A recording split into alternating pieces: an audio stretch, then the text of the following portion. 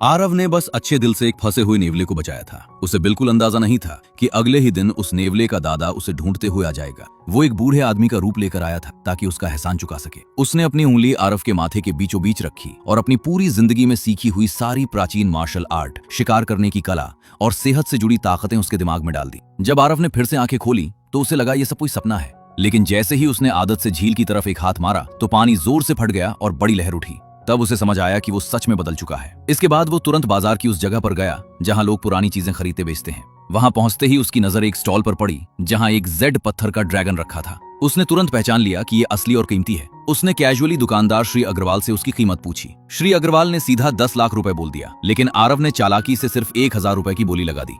वो जाने लगा, तभी श्री अग्रवाल ने उसे रोक लिया। उसे लगा ये तो नकली चीज है, तो उसने सस्ते में ही बेच दिया। फिर वो उस जेड ड्रैगन को लेकर शहर की सबसे बड़ी एंटीक शॉप में गया। दुकान के मालिक ने एक नजर में पहचान लिया कि ये तो सम्राट की खास चीज है। वहां मौजूद मेघा वर्मा, जो एक बड़ी सीईओ थी, भी ये देखकर हैरान रह गई। उसे किसी को गिफ्ट देने के लिए खास चीज चाहिए थी। जब उसने देखा कि आरव सिर्फ 10 लाख में बेच रहा है तो उसने तुरंत खरीद लिया।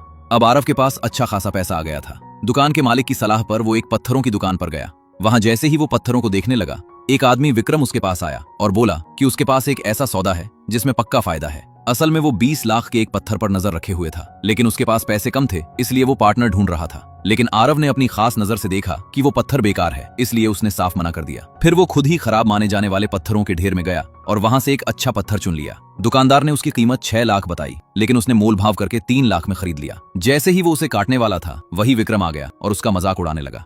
उसने कहा कि ये पत्थर 1 साल से यहाँ पड़ा है, किसी को इसमें कुछ नहीं दिखा, तो तू कैसे समझ गया कि इसमें खजाना है?